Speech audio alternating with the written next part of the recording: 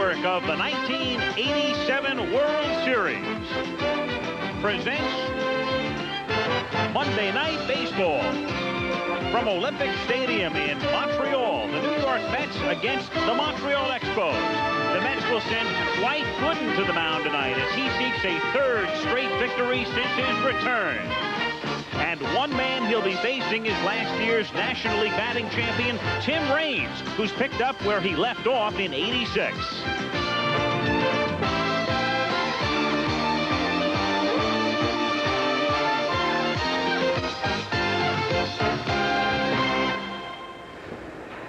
Olympic Stadium in Montreal, site of the 1976 Summer Olympics. The Expos moved here in 1977, and a decade later, they finally have the roof in place, and thus we have 4 domed stadiums in baseball now, in Houston, Minneapolis, Seattle, and here in Montreal, home of the Expos, the third place Expos against the fourth place New York Mets.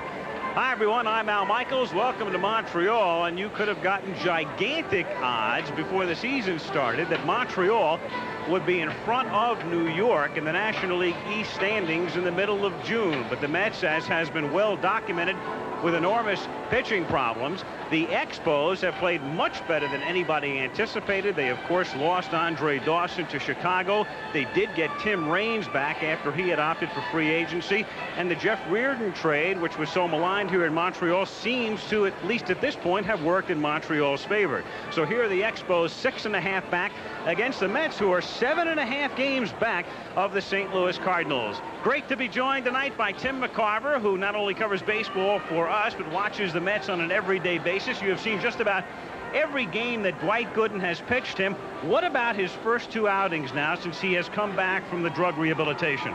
Well, Al, I don't think the Mets were really concerned about the physical presence or performance of Dwight Gooden. However, they were concerned about how he would accept everything mentally. As a matter of fact, that's one reason that he started at Shea Stadium on June 5th. He is 2-0. He won that game against the Pittsburgh Pirates, and then last Wednesday at Wrigley Field in Chicago, he beat the Chicago Cubs handily 13-2, and he struck out 10 and walked no one. From what I've seen of him so far, he's had a dynamic curveball, a good fastball, not overpowering like he was 2 years ago, but I think it's a little premature to compare him with 2 years ago. What has his return meant to the attitude of this ball club? Well, the attitude, obviously, is that the Mets have lost 6 pitchers from the 10 that they broke camp with, and that's the big reason that they welcome Doc back with open arms. Well, he'll try to go 3-0 tonight, and his pitching opponent will be a man by the name of Dennis Martinez. And as I turn now to Jim Palmer, for so many years you were in the rotation in Baltimore with Dennis Martinez, who in essence is trying to make a comeback here in Montreal now. Well, Dennis also had some problems with alcohol. He pitched here for the Expos last year, was 3-6, became a free agent, did not sign, went to Miami in the minor leagues, signed about the 4th of May with their Indianapolis AAA team here in the Expos, and he pitched the other night and pitched very well. There's a typical game when you're pitching against Dwight Gooden. You know you have to pitch well, and for the Expos to do well tonight, Dennis is going to have to go out and do his job. During the offseason, the fans here were mad. UB Brooks was mad. Tim Wallach was very mad. They felt that the front office just wasn't putting together the type of team that could be competitive, and yet here they are, only 6.5 games out of first place. How? Well, it's a positive attitude, and I think they surprised themselves. I talked to Bobby Winkles, the hitting instructor. I said, how are you going to do? He said, we were going to struggle. They were 11-16 in spring training. They have just played so much better than they expected. They've surprised not only everybody else, but themselves. So they're a team that can be destined with. They have 290 runs scored, just like the Mets. So they're a good ball club. First of a 4-game series under the dome in Canada. Here's the Mets lineup tonight. Len Dykstra is the leadoff hitter, and then Tim Tuffle, who is now the everyday second baseman, backman disabled. Keith Hernandez, per usual, hits third. Gary Carter is the cleanup hitter. Darryl Strawberry, who had a very active week, is in right field. Kevin McReynolds is in left. Howard Johnson bats 7th. Rafael Santana, he's been hot, batting 8th. And on the mound is Dwight Gooden. Meeting going on at home plate right now. Manager Buck Rogers of Montreal and Davey Johnson of the Mets, along with the umpires. And 3 of the 4 umpires worked in Pittsburgh over the weekend. Lee Wire will be behind the plate tonight. Ed Montague is at first base. Tom Hallion will be at second. And Dutch Rennert, who was the plate umpire in Pittsburgh yesterday, will be at third. Rennert was forced to eject Davey Johnson and John Mitchell because in yesterday's game, Pirates starting pitcher Brian Fisher hit Tim Tuffle. Both managers were warned if there was any retaliation that the pitcher and manager would subsequently be thrown out. And you were there, Tim, in Pittsburgh yesterday when John Mitchell rushed back Brian Fisher. John was gone, and so was Davey. And the whole thing stemmed from Darryl Strawberry being hit by Bob Kipper on Saturday night. And I asked Dutch, who was the home plate umpire yesterday, of course, if the umpiring crew had discussed issuing the warning to both managers before the game. He said they had discussed it, but that they felt that the events that happened the night before were not serious enough to warrant a warning.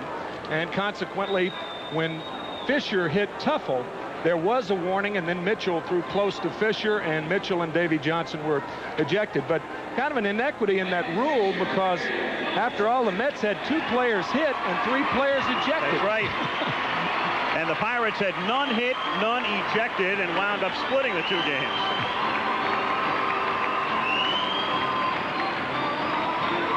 The Expos take the field. Well, with that as background, and just to follow up on what took place, Darryl Strawberry reflects on the incident the other night when he charged the mound and charged Bob Kipper.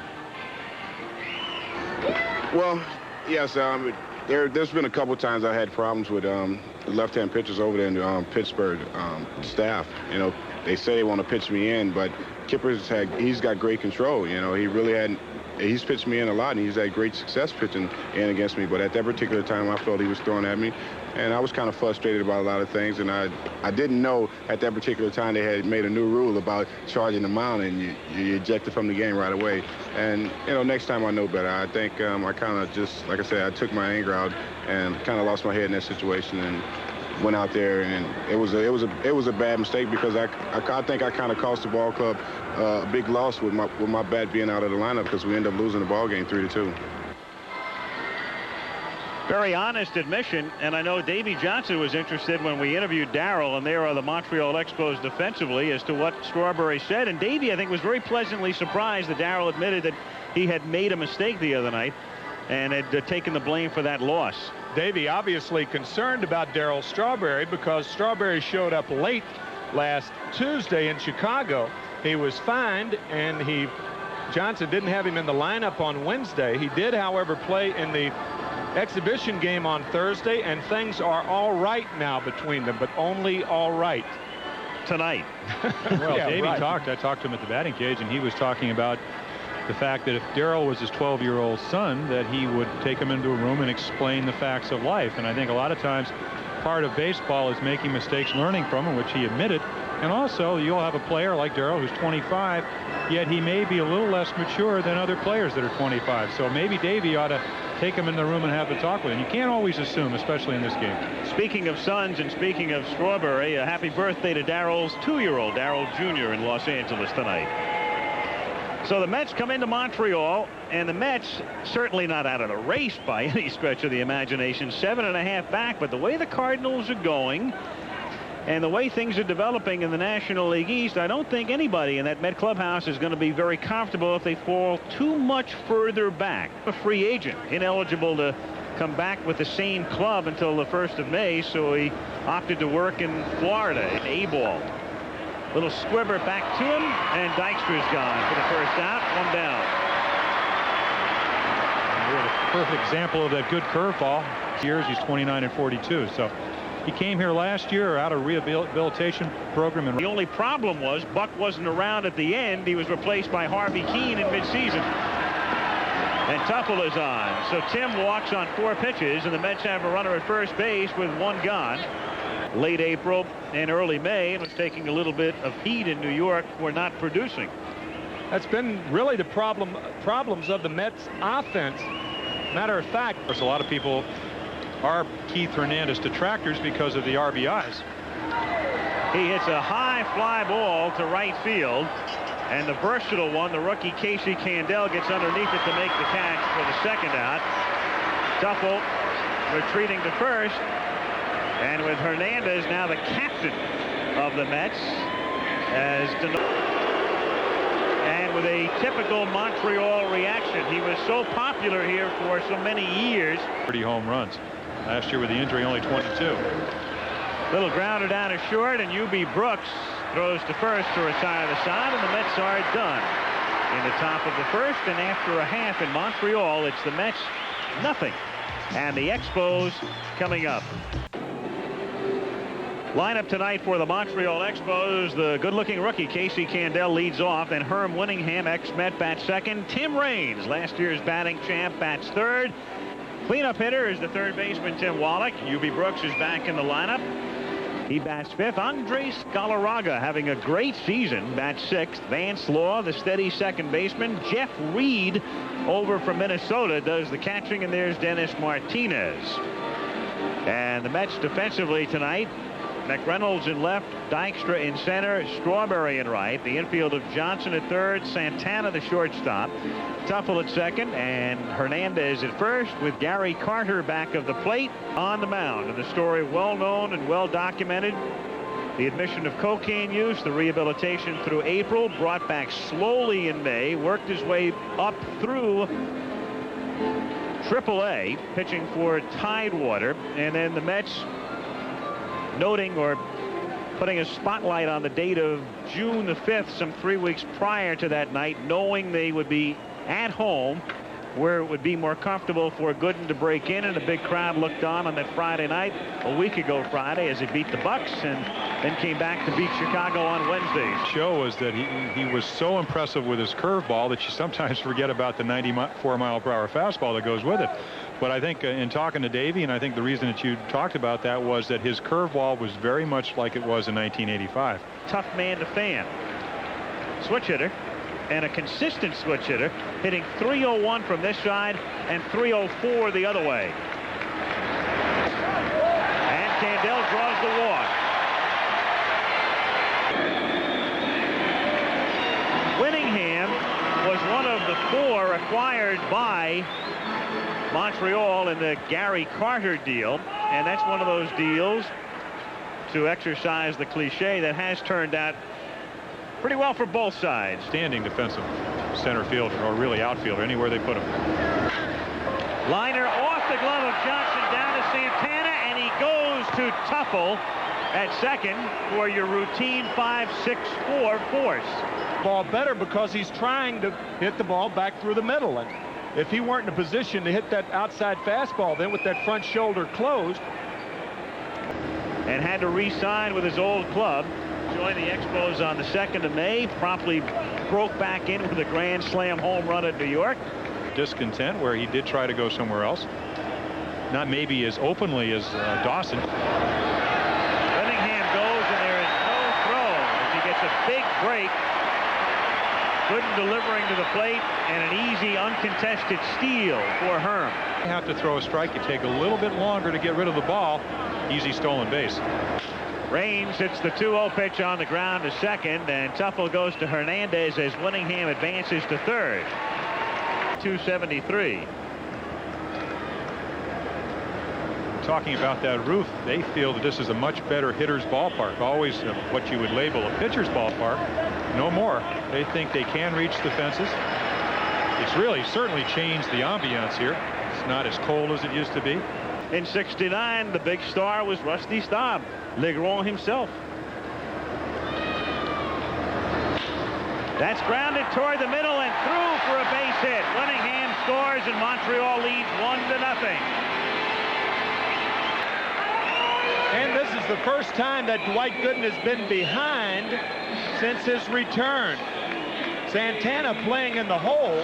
Rafael Santana, the shortstop, does not have a lot of range, and consequently has to play toward the position at third. And U.B. Brooks is the batter, the one-time Met who missed the last 2 months of last season, had thumb surgery. You're throwing. He said, I've been behind too many hitters. He's been behind all 5 tonight. Hit in the air to left center field, and it's Dykstra waving McReynolds away and making the catch to retire the side. but they parlay a steal, an advancement on Rangers grounder, and Wallach's single for a run. Montreal 1 and the Mets nothing. To lead off with McReynolds and Johnson to follow. Darryl Strawberry. Because when you walk a lot, you're more selective, and that's the biggest difference in Darryl Strawberry this year as compared to years past. It's his selectivity. 1-2 pitch is lined to right field and a right at Candell for the out. One away. Kevin McReynolds came over from San Diego during the offseason. 2-2 pitch to McReynolds is hit into right field for a base hit. And the Mets have their first hit of the night. McReynolds is at first base with one gone. Platoon role, but this year a whole other story. He's become an Iron Man, Tim. He really has. He has played third base, throw it hard enough that he can't hit it foul. This is a good hitting situation. 2-0. Hits it sharply on a hop down to second, and Brooks turns it back to Galarraga, not in time. Vance Law had to back up on the ball. The fielder makes a nice play just to keep the runner at first. That comes after a poor April. He had a great May. Runner goes, the pitch is a strike, the throw is too late. And Johnson with a steal. When Jay Tibbs was the pitcher, and Jay Tibbs is in the minor leagues now, pitching for Indianapolis. 1-2 pitch, got him looking. So Santana is down on strikes. Rung up by Wire. And the Mets are done in the top of the second. No. Winningham stole second, went to third on Range's ground out, and scored on Tim Wallach's. He's been behind, and that is something that he's not happy with. Grounded back through the middle into center field for a base hit. So Andres, who comes in hitting .333, will watch that rise a couple of points. Curveball. It always seems like, at least when I pitched, you would come a little bit in a better position to field the ball. Slaw, son of the former great Pirate pitcher Vernon Law, hits one to right field and slicing away from Strawberry, but he gets there to make the catch on his way toward the line as Galarraga gets back to first base. Jeff Reed, and Tim talked about his defensive prowess, but offensively hitting .133, and he has yet to get a hit at home. He's 0 for 14 in this ballpark. As we said, they've been scoring runs. ERA high threes. Down to Santana, who juggles. That may have cost them, but it doesn't. They still get the double play despite his juggling the ball with Reed's foot speed, and he's slow. Tuffle able to turn it over, and Montreal gone in the second. Well, you've heard of the Jugs gun. Well, here's the Juggles gun, but Santana and Tuffle. It's the others, and that was always the rap on him in Baltimore. Well, again, I think a 14-game winner was the best pitcher in the American League that year. Yet he does lose it every once in a while out there. Gooden lifts it in the air down the line in right field. Candell running out of room, trying to stay with it, and makes the play. Center or right field, and for that reason, Mookie Wilson, because of his flexibility, probably a more valuable man to the Mets now than he was as a regular. Dykstra goes down on strikes, and that's number 2. Early in the season, but getting late rapidly. You're 7.5 back. Tuffle hits a fly ball to Raines, and Dennis Martinez has a 1-2-3 inning as the Mets go silently in the third. And at the end of 2.5, it remains Montreal 1, the Mets nothing. And Martinez takes a strike. Dennis, so many years in the American League, so he is not used to swinging a bat in anger, as reflected. Face of Dwight Gooden.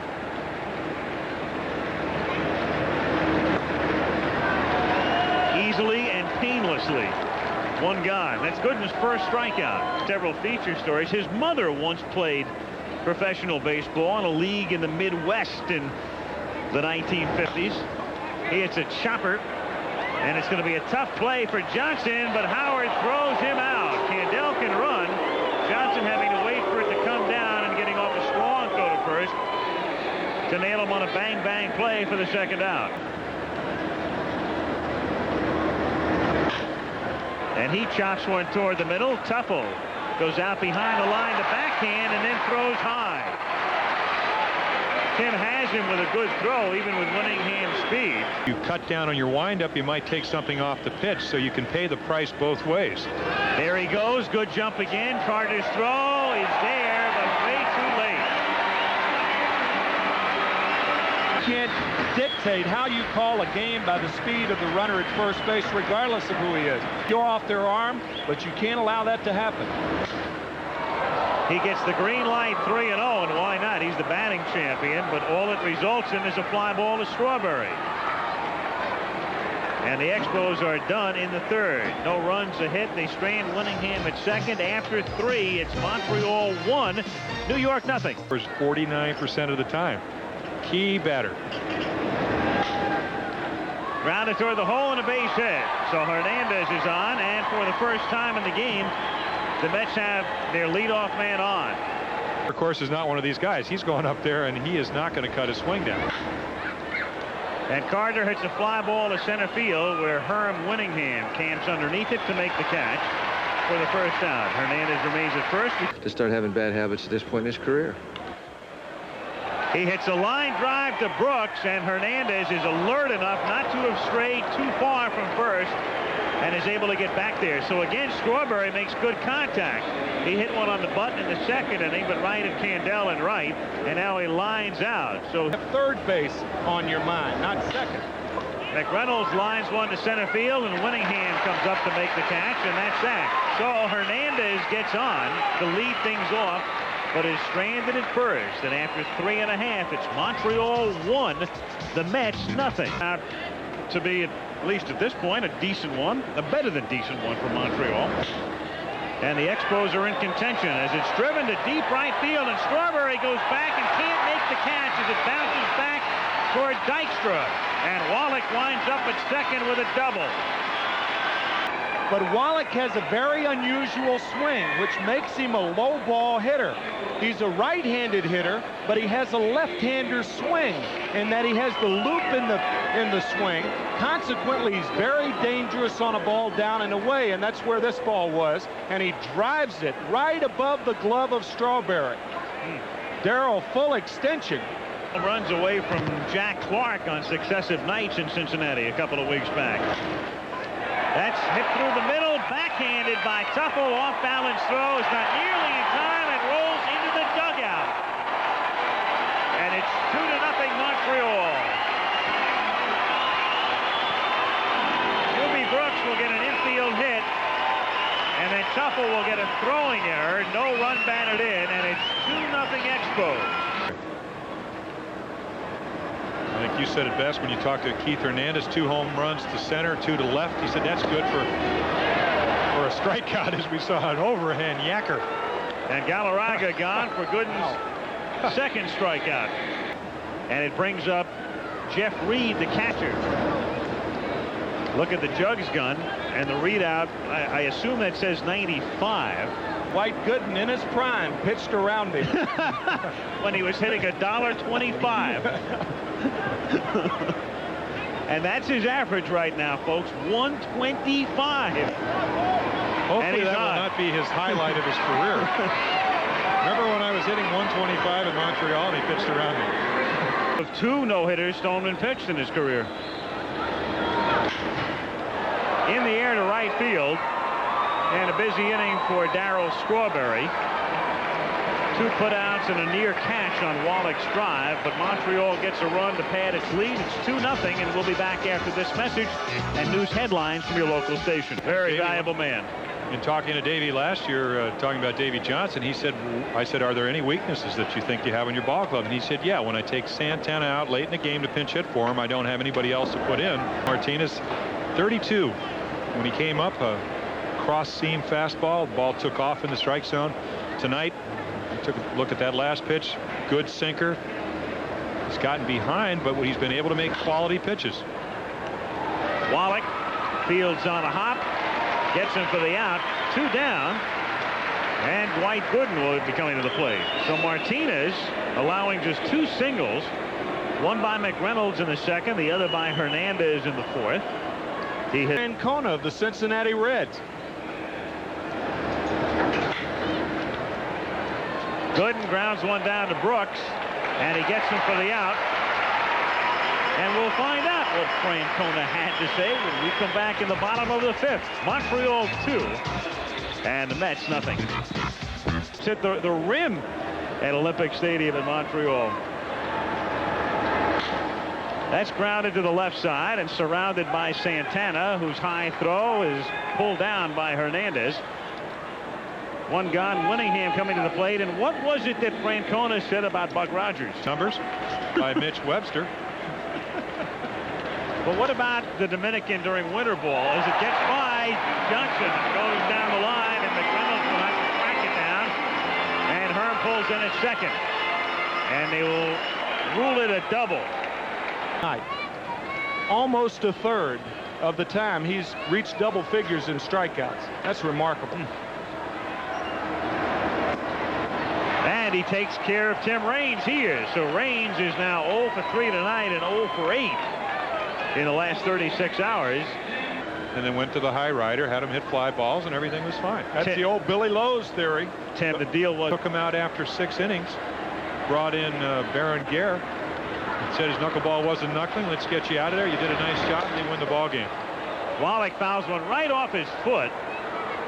And it's still 3-2. And of all the guys to writhe in agony, this is probably the last one that Buck Rogers would like to see right now. This sounds strange, as that ethyl chloride is applied, and all that does is make it hurt worse. It'd be interesting if he hands the shin guard to the trainer and says it didn't help. You take it. Slows me down. Nope. Move it over. Yeah, he's going to reposition that thing right now. I was going to say, a lot of guys who wear that more than often are low ball hitters. And he loses him. So he draws the walk, and Brooks comes to the plate. Newby is 1 for 2. You know, when we saw Buck Rogers, the one thing I think that makes Rogers unique, he wears a watch at the end of the 76 season. Want to send our best to Rig, by the way, who had some hip surgery recently and recovering out in California. One of the grand gentlemen of this game. Terrific. Terrific. Brooks hits it down the line toward the corner in right field, and it's a fair ball and bouncing away from Strawberry. Winningham comes in to score. Wallach, Gimpy, Foot, and all comes in to score on a triple by Brooks.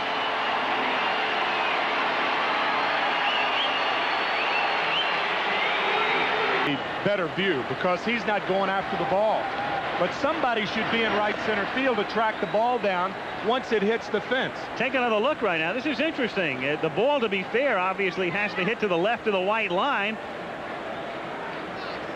Might have hit on the line. Yeah, just barely. Might have kissed it, but it doesn't look like it in that angle. Nothing. Gooden has yielded 7 hits. He has walked 3, struck out 3. And the 3-2 to Galarraga got him looking again. Second time he has struck out looking. And the Expos are gone in the 5th inning, but they add a couple. Lead 4-0 as we go to the 6th, and we'll be back after this word from your local station.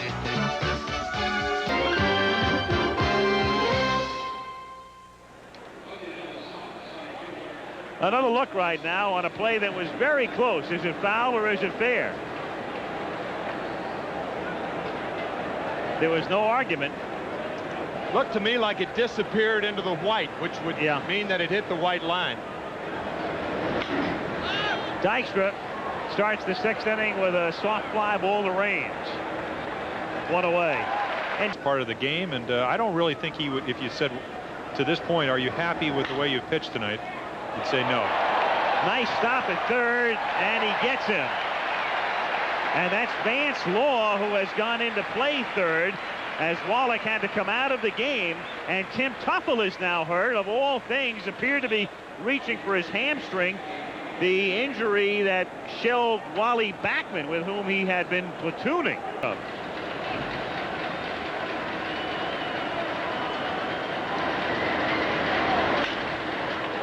And Keith hits it to center, and Winningham has trouble and drops the ball. Hernandez on his way to second. Here's the throw, boy, it is not in time. Throw him something else, you get it over, you're going to be that much more effective. High fly ball to left field. Tim Raines with the easy play, and so the error by Winningham does no damage. No runs, no hits, an error, and a man left on. At the end of 5 1/2 at Olympic Stadium, it's Montreal 4 and the Mets nothing. Back in Montreal, Al Michaels along with Jim Palmer and Tim McCarver. Another look at Herm Winningham. He's had a bad night. That's the third error he's made on the same ball. He's off. Being a big guy, I can only relate to king-size bets, Al. I got you. I figured you would. Grounded to short.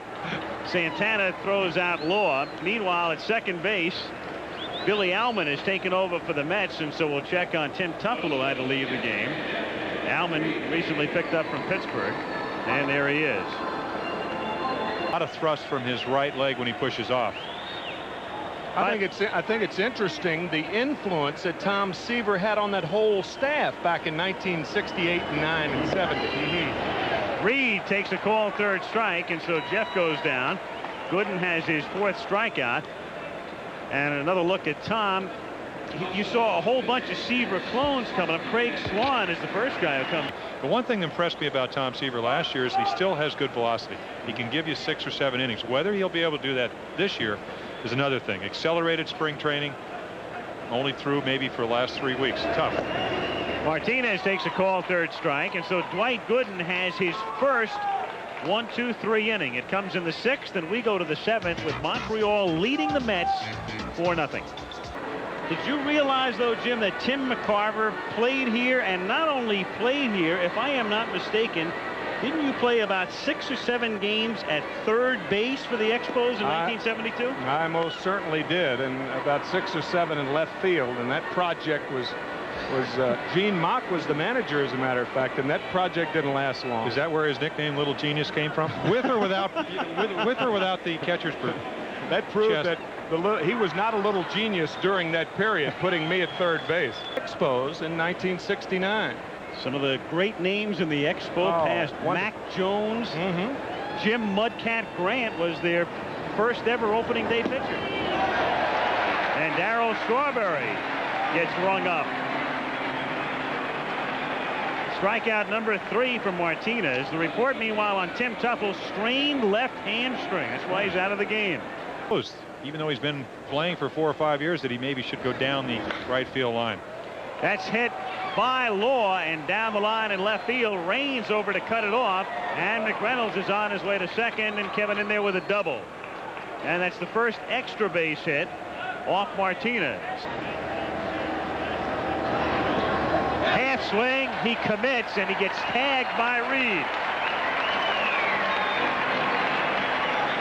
Well, he was able to accomplish it. And again, if the count is 2-1, most likely he takes that pitch. See yourself from another angle right there. Does he go across? Well, way across the front of home plate. Dennis the last time he pitched, so he's pitched twice, and he's had Reed both times. And Santana gone on strikes, and so Dennis Martinez strikes out the side. He had struck out 2 through 6, and he strikes the side out here in the top of the 7th inning, and that, for the moment anyway, keeps Dwight Gooden in the game for another inning. At the end of 6 1/2, 4-0 Montreal. Corey McFerrin in New York. Update on the Tigers and Blue Jays from Toronto. The story, the American League's top hitter, Detroit's Alan Trammell. 4th inning, no score. Trammell rips one to right field, somehow bounces through Jesse Barfield to the wall. Bill Madlock around to score. Trammell's hitting streak now at 20 games, the longest in the majors this year. 2-0 Tigers in the 6th. The fans go home unhappy at Wrigley Field this afternoon. This is Corey McFerrin. Lee Smith throws this one away. Wild pitch, 9th inning. Glenn Wilson comes home to break up a 2-2 tie. Philly wins it 3-2.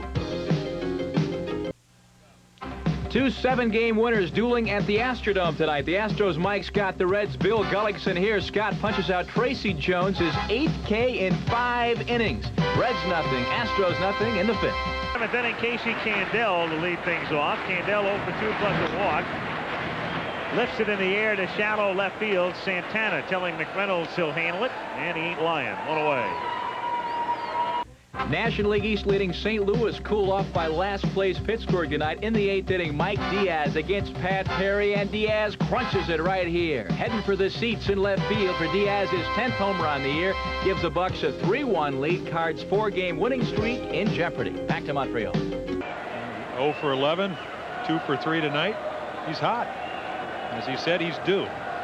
Scott with the, 12, 13 strikeouts against Cincinnati. I mean, is Cincinnati becoming another big red machine? Jerry Royce was released, 0-5. Ron Robinson has moved into the starting rotation, and Bill Landrum was recalled. What a fine young arm he has. But diminished to the point where a lot of people are saying they can't remember top to bottom in a general sense the pitching being this week, and he's picked them off at first base. So Herm Winningham was straying, trying to get back, and Gooden throwing over there, and Winningham has stolen 2 bases tonight. Had designs on the third, but Gooden nabs him this time. that's really that balk move. He appeared to be in there. 67 times for Ryan, and still 13 for Palmer. And Raines is gone. 8th with Montreal on top. 4-0. And the count is 1 ball and 1 strike. Magadan, rookie third baseman, to be followed by Dykstra and Alman.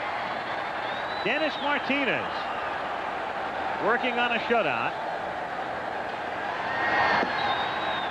Good fastball. Martinez, remember, struck the side out in the 7th inning, and he's ahead here 1-2 on Magadan.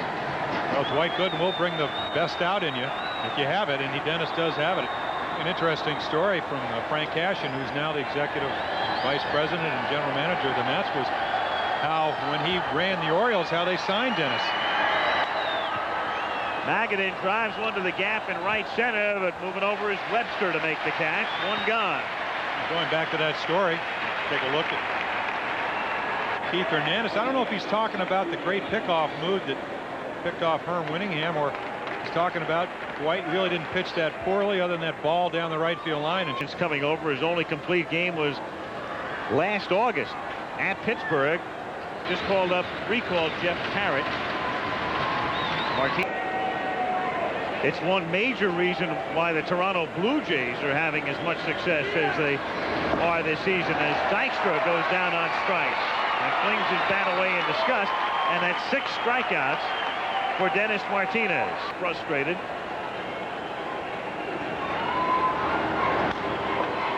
Grounded wide to third, backhanded by Law. Long throw, nice stretch by Galarraga for the out. And Martinez 3 outs away now from a shutout. It's still 4-0 Montreal after 7.5, and we'll return to Olympic Stadium after this word from your local station. A lot of cases, or in a lot of instances, that's what's happened with this ball club. I think everybody told us we were bad for so long that we just went out, and everybody on this club has busted their tail to be good. And right now, they're almost good enough to be in second place in the National League East, and that's where they will reside when this one is over if they hold on. And now the Pirates have taken the lead in that game, 3-1 Pittsburgh in the 8th inning. So Montreal could not only wind up in second place, but move to within 5.5. Jeff Innes, who's been a relief pitcher through his professional career, back in the 5th. Webster came over here to Montreal, as you see him take strike 3. So 1 gone. After that buildup. I was thinking the same thing. Sure, thanks, Mitch. Well, this is why he didn't play tonight. Buck Rogers said, as we see, I mean, a nice breaking ball from Innes. So Yubi has played very sparingly, but hasn't lost that stroke as he drills one into left center, up the gap, off the wall.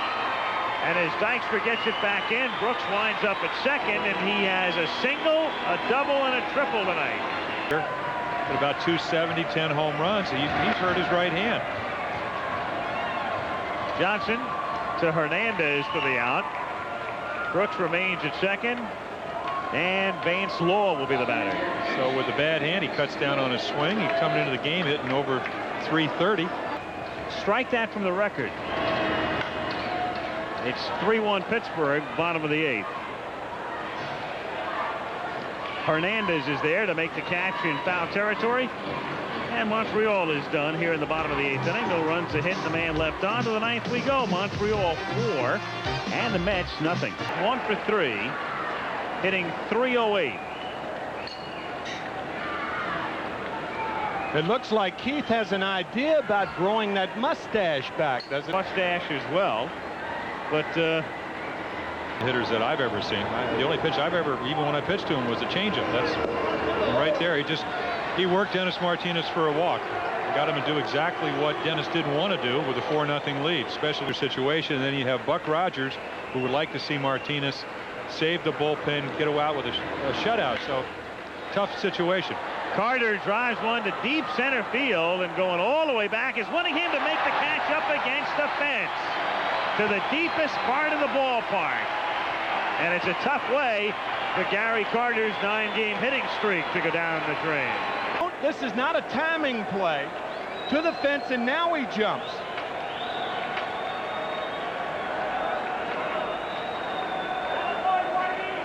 That's what that warning track's there for. Pitched 9 innings or into the 9th inning all this season. So a lot of times he knows what to do. He's been out there enough. He just can't do it. And Strawberry is on. You try to do Strawberry. You're going to lay it in there, try to throw a strike, aim the ball instead of throw it. So a lot of times you bring in the fresh man, especially a guy like Tim Burke, who's had an outstanding, really 2 or 3 years for the Expos. And if you do make a move after McReynolds, if McReynolds gets on, Howard Johnson represents a tying run, and then who do you bring in, McClure or Tim Burke? Can't go out with 1 ball or a 2-0 count on him. You have to let Dennis face McReynolds for the entirety. 0-1 to McReynolds. Is lifted to center field, and an easy play for Winningham. 2 gone. Rogers' team will be, with the victories, 5 games over 500. 33-28. And again, if the Cardinals go down tonight, Montreal will be in second place by 5.5. Santana is due up next. And Johnson lifts it in the air to left field.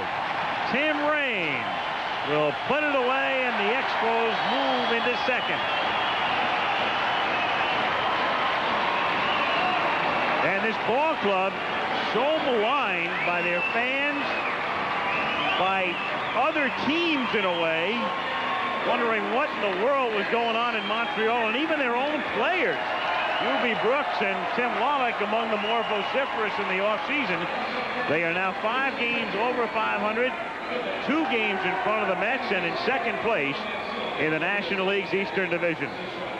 There are the totals. Martinez goes all the way to beat Gooden, and will return to Montreal after this word from your local station.